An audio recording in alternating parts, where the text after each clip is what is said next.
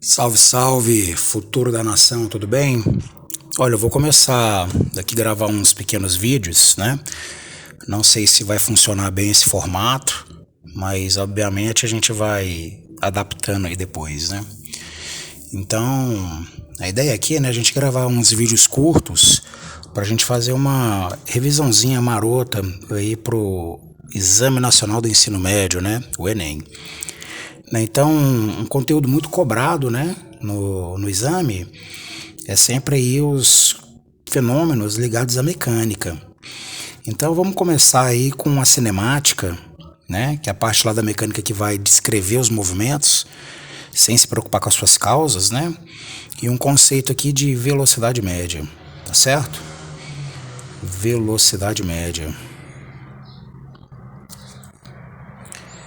Então, minha gente, a ideia de velocidade acho que todo mundo já tem mais ou menos, né, um conceito formado, porque velocidade é aquele conceito que está associado com a rapidez, com que alguma coisa acontece ou com que algum fenômeno ocorre, tá certo?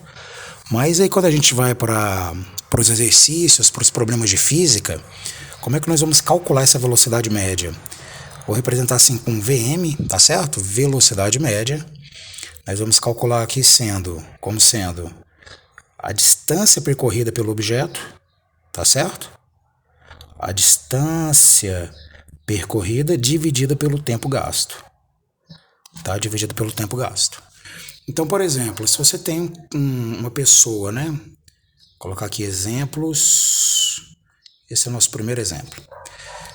Um carro, por exemplo, que sai daqui de Brasília e vai até Goiânia, né? Vamos supor aqui que a distância entre elas seja de 200 quilômetros. Ah, professor, mas quando eu vou lá para Goiânia, a gente anda 250, 300. Não, tô falando tipo assim, ó, uma distância trevo a trevo, né? E também pegando um valor assim mais redondo para facilitar um pouco a nossa vida. Para os primeiros exemplos. Vamos supor que a pessoa saiu daqui de Brasília às 12 horas. Chegou lá em Goiânia, por exemplo, às 16. Viagem demorada essa, né? Geralmente é mais rápido, mas, sei lá, teve acidente, sei lá, teve uma série de coisas aí que atrapalhou um pouco a vida desse motorista. Então vamos pensar o seguinte, quem que é esse 200 quilômetros? 200 quilômetros vai ser a nossa distância percorrida. E qual que vai ser o tempo de viagem? Vai ser 12 horas? Vai ser 16 horas? Não, né, pessoal? O tempo de viagem vai ser a diferença aqui entre esses dois valores, né? 16 menos 12 vai dar quanto? Vai dar 4 horas. Então quer dizer que a velocidade média do cidadão aí vai ser 200 quilômetros dividido por 4 horas. Né? Distância dividido por tempo. Então a velocidade média vai ser 200 dividido por 4 dá 50 quilômetros por hora. Tudo bem? Essa é a velocidade média do camarada, tá? O que significa isso? Significa que a cada 1 hora que se passa, esse coleguinha vai ter um deslocamento aí de 50 quilômetros. Em 2 horas, 100 quilômetros. Em 3 horas, 150 quilômetros. Em 4 horas, 200 quilômetros. É importante notar que existe uma diferença entre aqui, ó, deixa eu colocar aqui em cima, velocidade média e velocidade instantânea. Velocidade média é diferente de velocidade instantânea. O que é velocidade instantânea? Quando você olha lá para o velocímetro, né? Para quem não sabe aí, galera, velocímetro é aquele atrás ali do volante, né? Vai ter ali depende, né? Deixa eu desenhar aqui um modelo mais antigo, mas que eu acho que ele é mais visual, né? Então vai ter tipo um reloginho ali, né? Com um ponteirinho apontando para alguns números. Então tem um daqueles reloginhos ali, na verdade tem um monte, né? Um que marca combustível, um que marca quilometragem e tudo mais. Só que o velocímetro, ele sempre vai estar apontando aqui para velocidade instantânea. Então, tudo em quilômetros por hora aqui, tá? Que eu já coloquei aqui embaixo. Então, 60, 80, Ah, 100. Então, aquele valor que o ponteirinho está apontando naquele momento, nós chamamos de velocidade instantânea. Tudo bem? Qual que é a diferença da velocidade média? É que a velocidade instantânea ela vai mudando com o passar do tempo, né? Ah, teve um pedágio, ele teve que parar. Teve uma lombada, ele tem que ir reduzindo a velocidade para passar na lombada. É, ele tem que ultrapassar um carro, ele tem que aumentar a velocidade. Então esse ponteirinho ele vai adquirindo aqui, né, assumindo vários valores com o passar do tempo. Agora, quando eu falo que a velocidade média dele é de 50 km por hora, quer dizer que se o ponteirinho tivesse cravado aqui sempre no 50, sem mexer, sempre aqui sem mexer, a cada hora ele andaria 50 km. Mas a gente tem que usar a palavra média justamente porque esse valor aqui ele vai mudando com o passar do tempo. Tudo bem? Então é isso. Quando é muito comum também nos problemas de física, né? Talvez aí o pessoal deve estar se lembrando que existia também uma outra fórmula que aparece assim também, né? É a mesma coisa, tá? Só que com uma linguagem diferente. Eu posso falar também que a velocidade média é um ΔS sobre ΔT. Ih, complicou, hein, professor? Não, vamos lá, vamos na manha. Delta em física, significa sempre variação. Variação. Quando alguma grandeza muda, eu posso sempre colocar aqui essa letrinha grega delta. Então, quando eu tenho um ΔS, eu vou assumir que é uma variação de posição. Ou variação de espaço também, que você pode imaginar. Porque S, a gente usa esse S aí por conta do space, né, em inglês. Mas tudo bem, é posição ou espaço. E o ΔT vai ser uma variação de tempo. Variação de tempo. Que significa a mesma coisa que eu tinha colocado aqui, ó, distância sobre tempo. Só que quando que a gente vai usar essa relação? Quando você tem um problema, que ele coloca para você justamente as posições iniciais e finais, tá? Deixa eu colocar um exemplo e mostrar como é que faz esse cálculo aqui com ΔS. Então imagina, por exemplo, uma trajetória aqui. Aqui está o marco inicial, do 0. Para cá eu vou marcar as posições positivas.